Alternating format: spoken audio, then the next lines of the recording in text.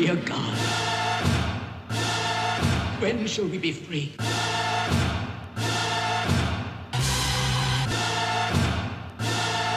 When shall we be free?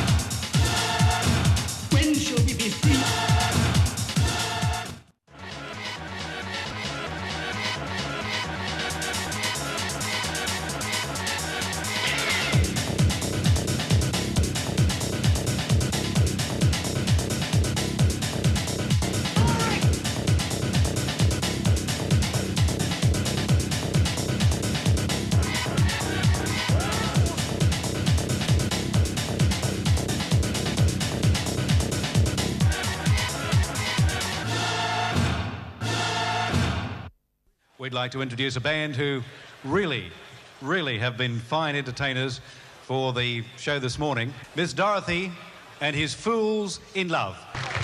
Thank you very much. Come on! How? Ladies and gentlemen, this is your captain speaking. My name is Meryl Stooping. If you look at your starboard porthole, you'll see the beautiful island of St. Kitts. At the port porthole, you'll see the honeymoon cabin. Come on! Love. Exciting and new. Come aboard. We're expecting you. With love.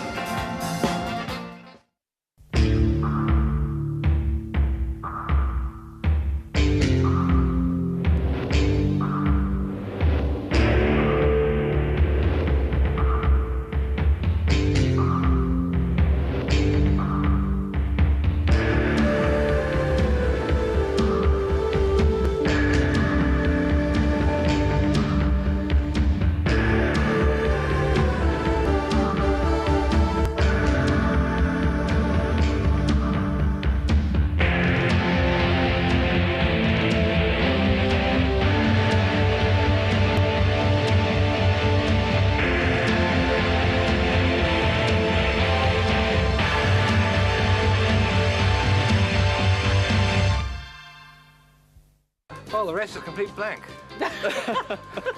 There's a kind of hush all over the world tonight. All over the world you can hear the sound of lovers in love. I wanna be just the two of us and nobody else in sight.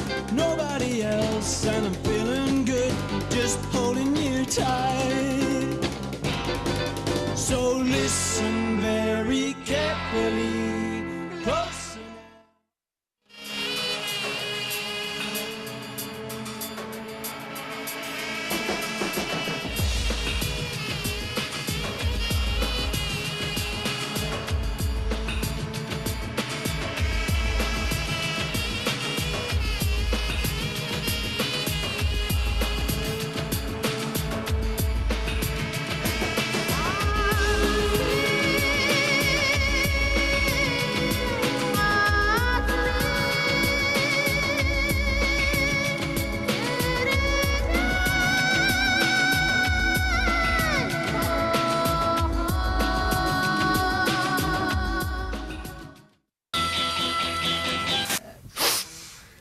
Zsa biscuit like that.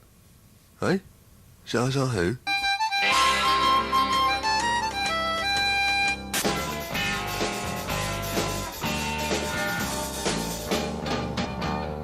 Get out of my life, Walmart.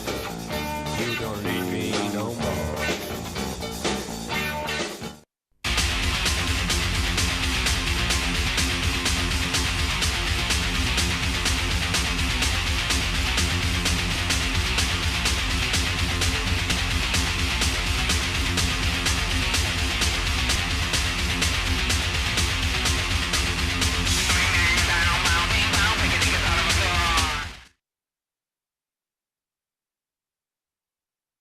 This video program will provide you with an understanding of the importance from the medico-legal aspect of completing the patient care record in a legible, accurate and comprehensive manner.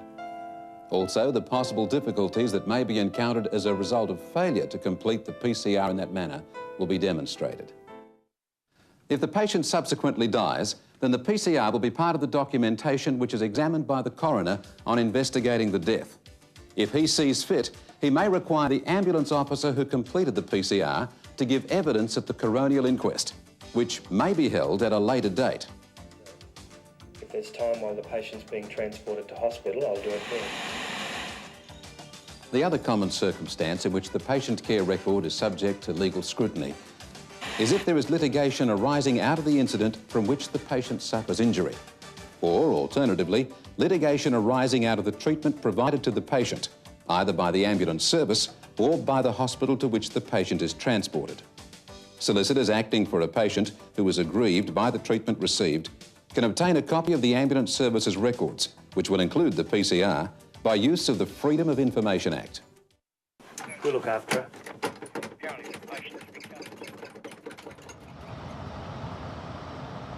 Mrs. Nelson, how are you feeling now? Mrs. Nelson, can you hear me? Mrs. Nelson? Mrs. Nelson? Dwayne, she's not responding. Can you pull over and give us a hand?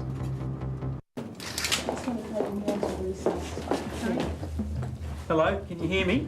What's your name? What's your name? What's his name? Peter Armstrong. Francis, I need to go to the truck for a check. Where's the doctor? He's in emergency. I need to talk to you. Got a problem in the back. I'll be with you in a minute. Francis, this fellow down the back's deteriorating. I need to talk to Wayne. Where is he? I'm not sure, but he could be in the car. It's a summons for you to attend. Well, is there some problem?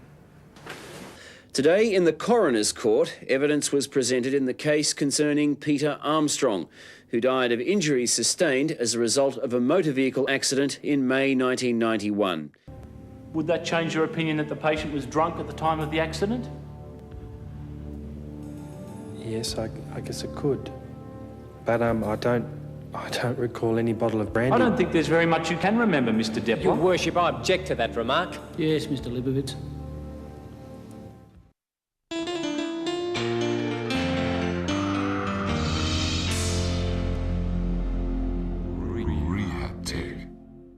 Rehab Tech is a health professional resource and service centre in the area of prosthetics, orthotics and rehabilitation engineering. As part of Monash University, it lets you, the health professional, access and harness its expertise and fast-growing network of Australian and worldwide information resources. If you provide information, then you must be involved in creating it. Rehab Tech's base emanates from the Centre for Biomedical Engineering at Monash, Australia's largest and most international university. Leading-edge research and development is carried out with Monash and other Australian and worldwide institutions. We also attract and offer placement and secondment to professionals and students pursuing special research projects and further studies. Well, Steve, we gave you a stack of photographs and the equipment from the Air Ambulance Service. How did you go about setting up this display here at Avalon? Well, Peter, the first thing to do was to look at the size of the basic tent that we've got here and the spatial configurations. And as you can see, it's like 7-foot-sided tents, 30 by 30, rising up to 18 foot in the centre. And I thought it'd be good to utilise that headspace up there. So I thought the best thing would be to work around a sort of central tableau area that could be viewed from any direction. In other words, you can view it 360. And to work up into that space as much as possible by hanging the mannequins, the Stokes litter, the flags, etc., and then to work down basically to a horizontal base where you can display all the horizontal items like the thermal recovery capsule, the oxylog, etc.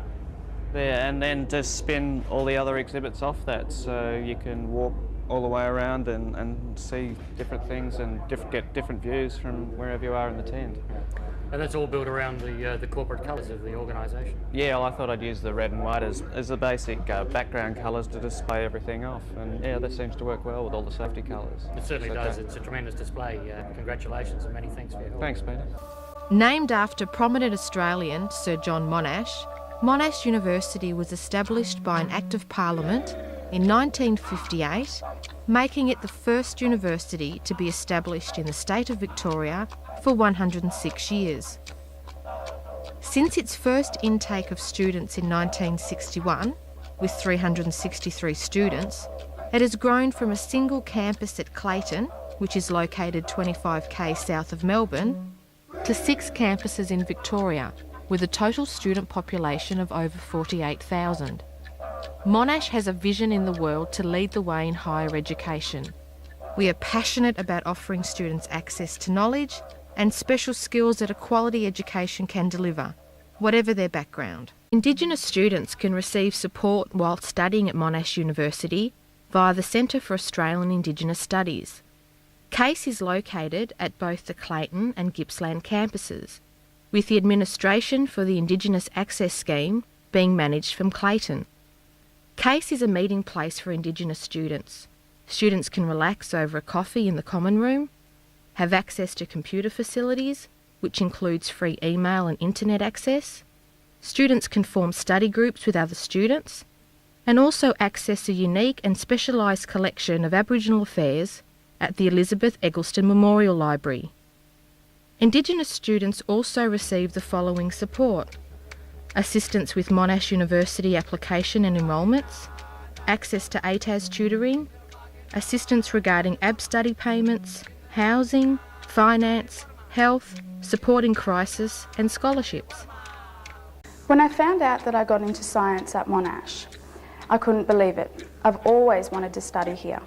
And with the help of CASE during the selection process, I was able to achieve this dream. I have a passion for environmental science, and when I complete my degree, I plan to return home to the small community of Arakoon in the Western Cape York Peninsula to work with Comolco Mining Company. With the help of the degree, I will be able to understand the environmental impacts as well as the social and economic impacts on my community in the future. When I applied for entry into law at Monash, it was reassuring to know that I had CASE behind me throughout the whole process.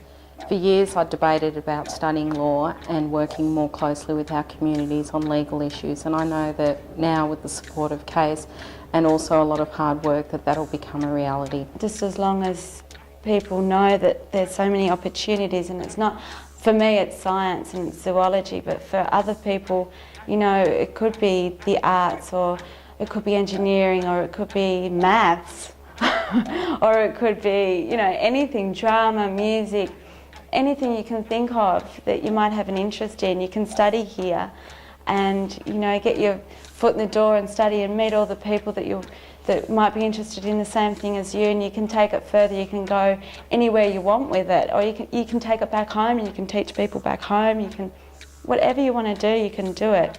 Hi, my name's Shane McNamee. I'm from the Northern Territory. I've come down here to Melbourne to study at Monash University as a student here at the Centre for Aboriginal Islander Studies. At the present time I'm studying the Diploma for Indigenous Studies, and I would like to move on into the Bachelor of Arts and maybe continue on to do history, which is an interest to me, or anthropology, possibly as to take these skills from here and take them back to my own community to help further the quality of life for myself and other community members in general.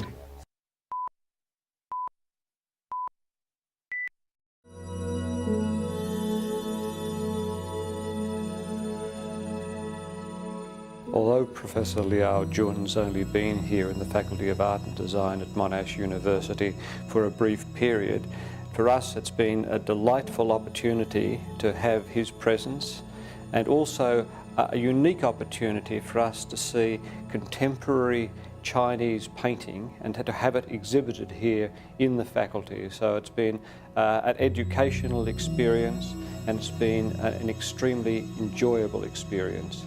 For us, I think it signifies the beginning of what I hope will be a strong relationship in the future between the School of Fine Arts at Suzhou University and the Faculty of Art and Design at Monash University, and to commemorate his exhibition.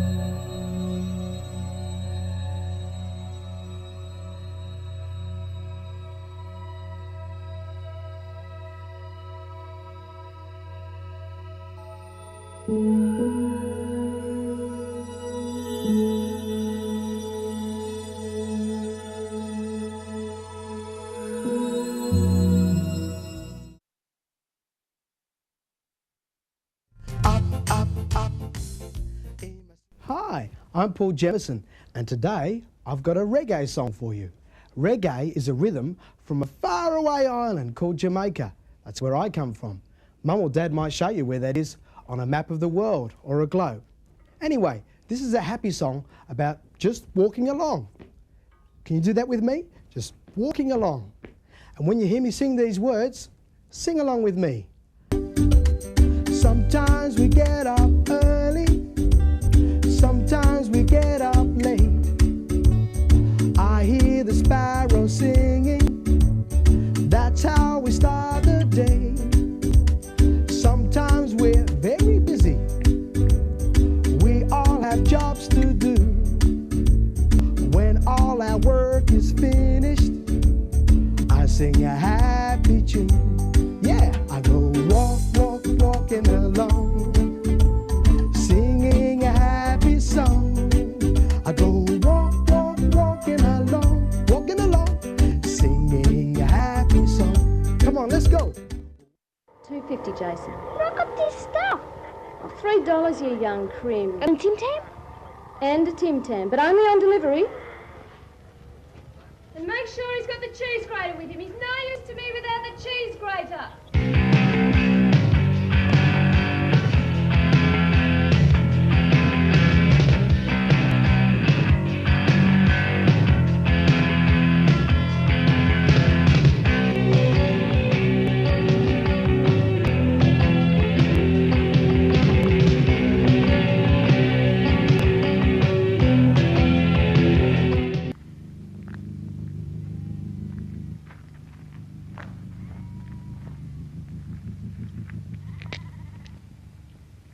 Space thing.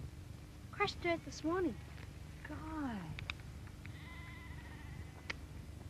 Oh, so at least you found the cheese grater. Not that it's going to help us get home. Cheese grater?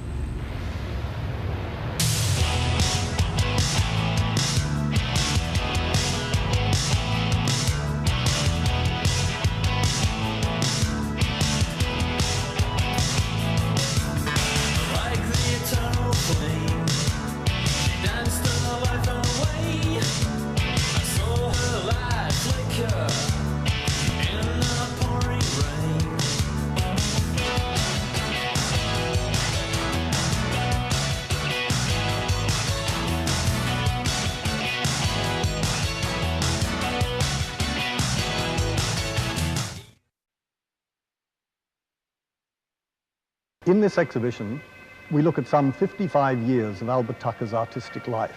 The images of modern evil, they occurred, I would say, squeezed out under all these historical and social pressures.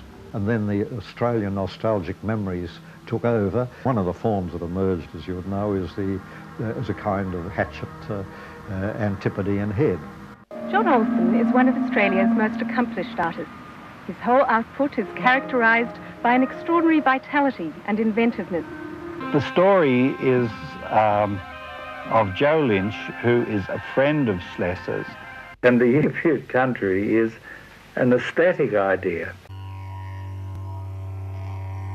This is a video for the people of Prague. My name is Lachlan Fisher. I'm a painter. Behind me, over there, is Mount Elephant. That's where I was born. I remember growing up amongst the plains, the rocks, the wind, the hills and the soil of that landscape.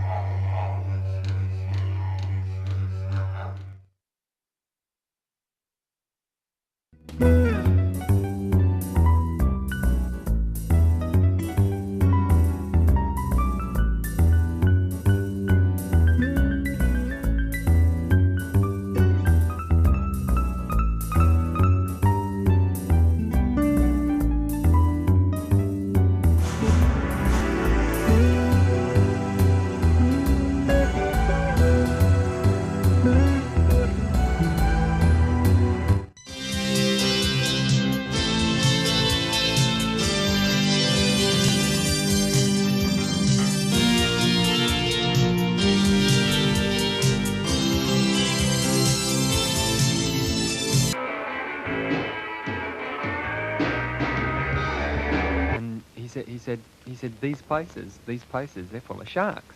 He said, look, he said the sharks are only half the story. He said there's were sharks as well.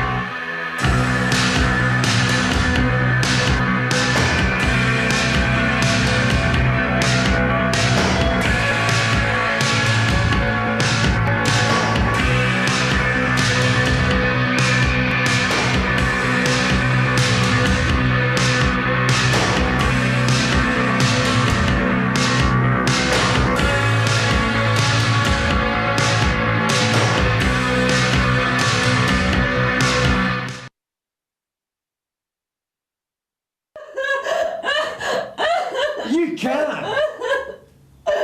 You need me as much as I need you. Don't kid yourself.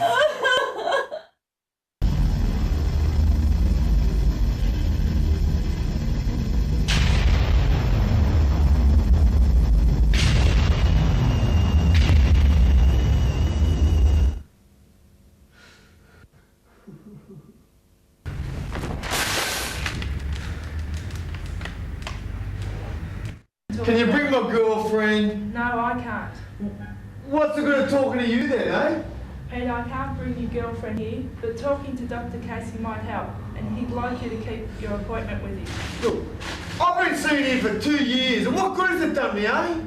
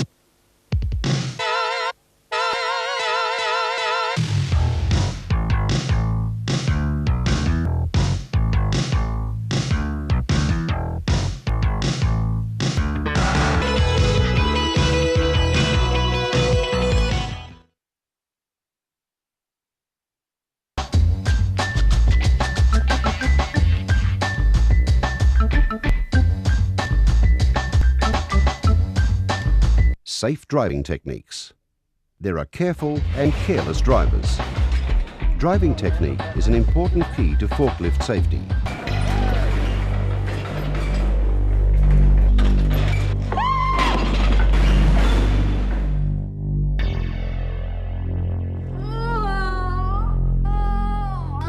Sorry, are you okay?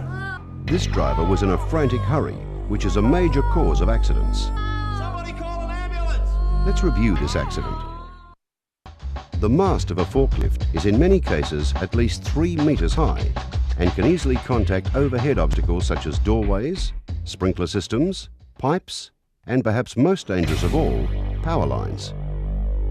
You need at least 6 meters clearance for high voltage power lines and at least 2 meters clearance for low voltage power lines. If your forklift does contact a power line, it is best to remain on the forklift until the power is turned off and the area is safe. If no help arrives and you leave the forklift, you must jump clear, avoiding the power line itself. When it comes to safety, stop and think for a moment.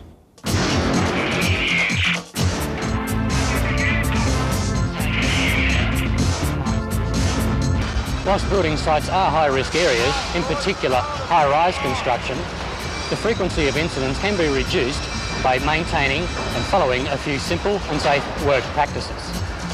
Pick it up, Julie. Up you go, Dick. Give her a hoot, mate.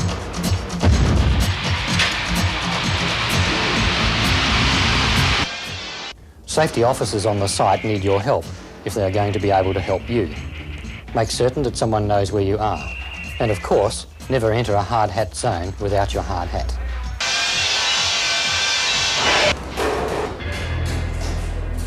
Help! Help! Joe! Slipping! Help! Joe, quick! I'm gonna fall! Carrying the victim on the rescue stretcher is more safely achieved by 4 persons. Care must be taken to avoid obstacles and dangerous areas.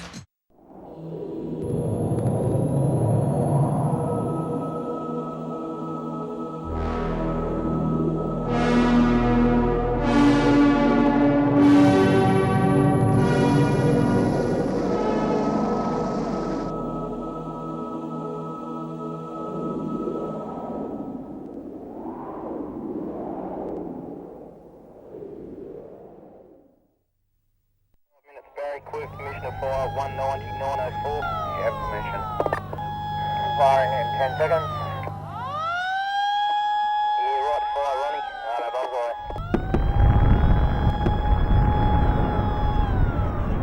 Alright, shot fired, blast starts remaining position. Quick on that sign, okay.